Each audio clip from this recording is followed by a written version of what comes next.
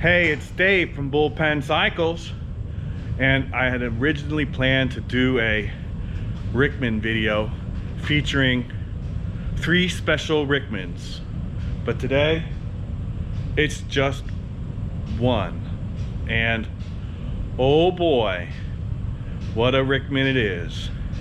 So I had planned to show you 3 Rickmans. Sometimes the scripts write themselves.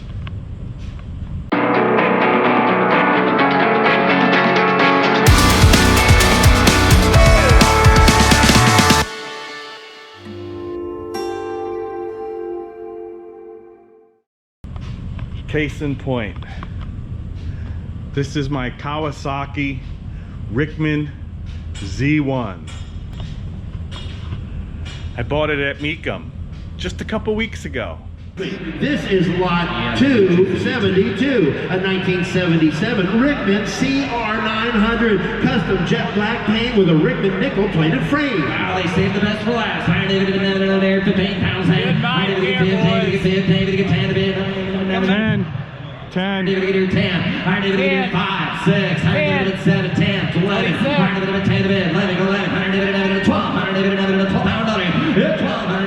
12. Gonna be 12, sir. You're taping it anyway. 12 pound, 12. I don't think it's a real bid. Need to be 12. 12 pounds. 12. 12. Anybody else? 13. For $12,000. $12,000. 12 pounds in. Anybody else? Last call. $12,000 bid. What's it take? 11? Now 13. Now you're really Gotta out. be 13 now. Would be 13. You got $12,000. Yeah, that bike's for sale. 13. It's for sale? All right. 13 pounds. Got it. Yep. Got it. Now 14. Now 15. All right, get here. 15. Out again. Okay. Bike's for sale. Yep. 16. All right, get here. And now we get to look at it more closely for the very first time. Uh-oh.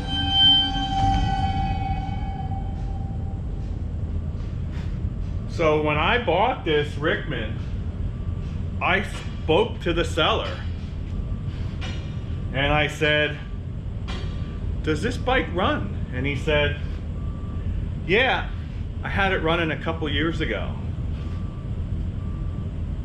The lie detector determined that was a lie.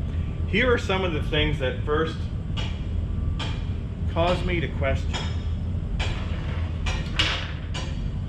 Not a big deal, but the clutch cable was routed under the tank and shoved down between the carburetors. And the clutch didn't work. I thought, yeah, well, the cable gets kinked very hard here with these clip-ons. Maybe they broke the cable, but no. The cable doesn't run down that way. It actually runs down the side of the frame, under the engine, behind that cover, and there's an actuator in here.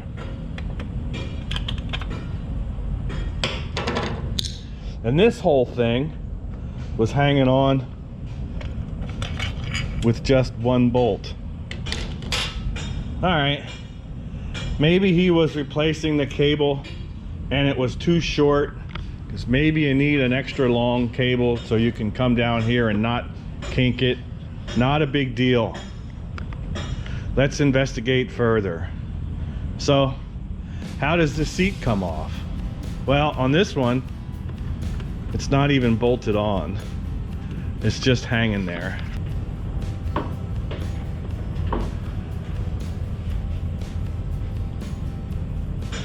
Now, I don't know if that's correct, or if there should be little clips holding the seat on.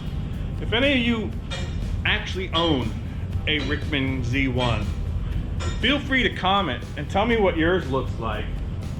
Tailpiece, one bolt here. Nothing else was installed. I thought maybe I'd take off the tail light, see if there was anything back there. Oh, look. No bulb. All right. Not a big deal. But this, well, that's not bolted on either.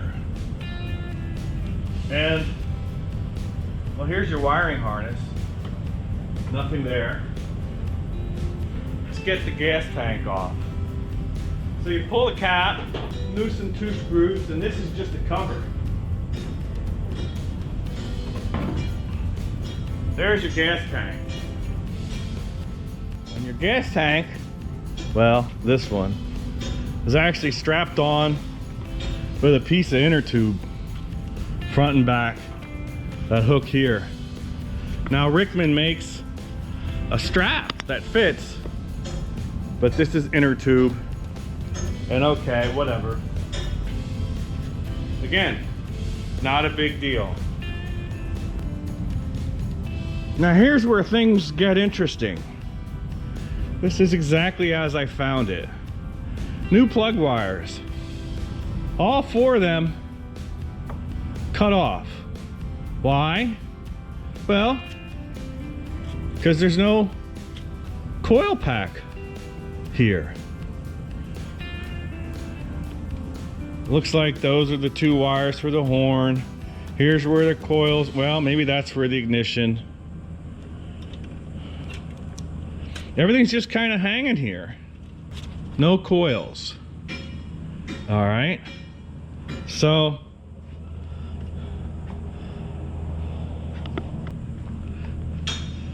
I pulled the ignition cover off, and look, no ignition. Not even the bolt plate to bolt the ignition in. Nothing. It's not there. So this is a non-runner bike.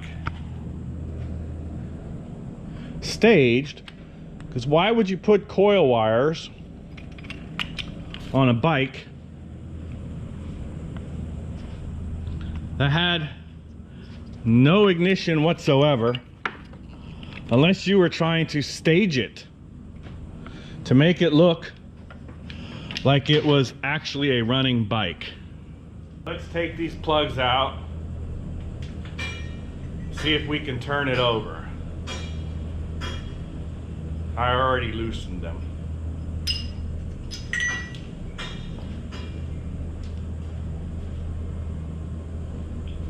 N2C, N2C.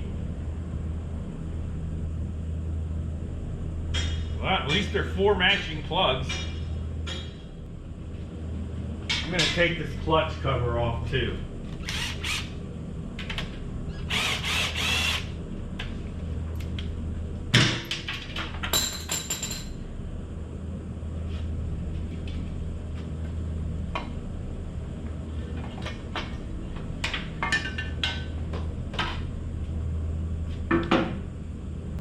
All right, well,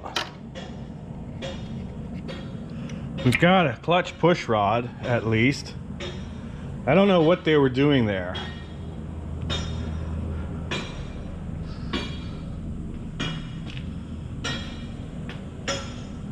Let's see if it turns over. I put oil in it, I oiled the cylinders.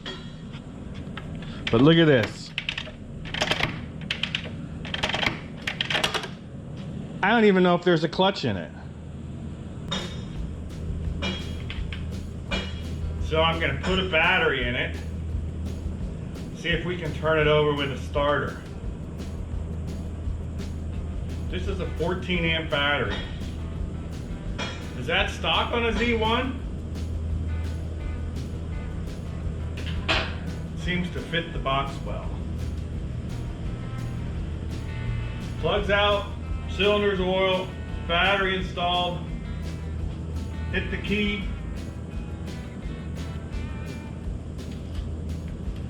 Key doesn't work. Doesn't even turn. Well, let's look at it. Well, it's a Honda key. That's not the key to this bike. These are Kawasaki, that's a Kawasaki gauge cluster.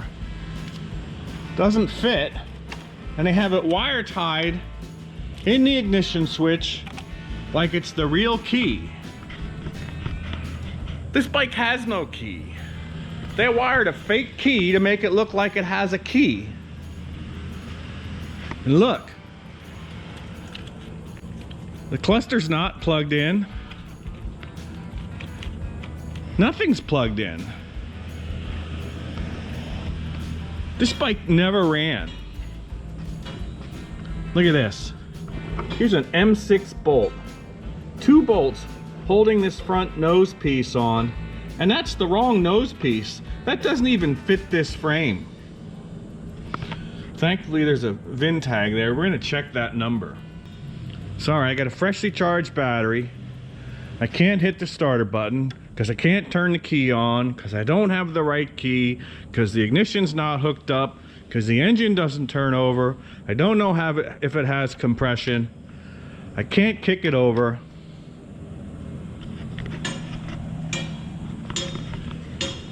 Maybe we can jump the solenoid.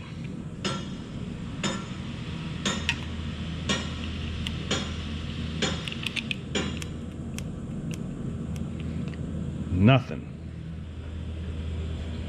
Let me double check my battery voltage. 12.6.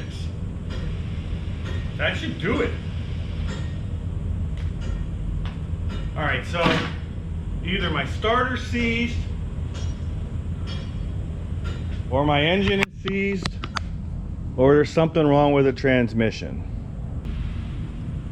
I don't think my engine is seized because every once in a while I can get it to budge. I'm guessing the clutch isn't installed correctly. Maybe that's why they had the clutch apart. Oh, look at this. Here we're missing an engine mount. And I guess I could go through this bike more and more. But this bike never ran.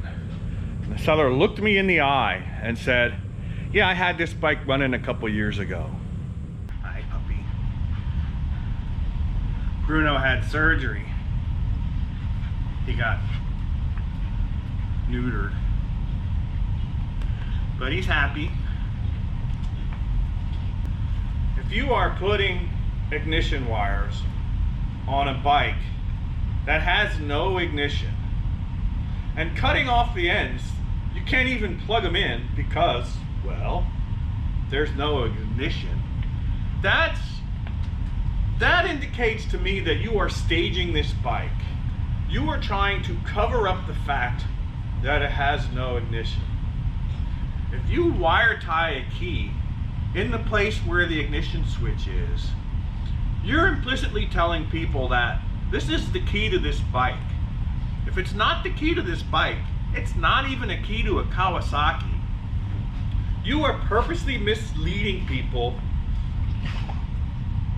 telling them that the bike has a key when in fact it has no key.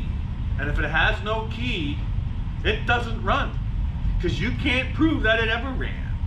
So that's fraud. Now, that's not fraud by Mecum. Mecum doesn't inspect these bikes. But I'm thinking they should. Just look around. Now there's a number of bikes here that I bought at Mecum, and some of them I knew the owner. Like I knew the owner of this Ariel Square 4. I knew the owner of that Norton Rotary. I knew that Buick V8 bike, even though I didn't buy it at Mecum. It was originally offered at Mecum.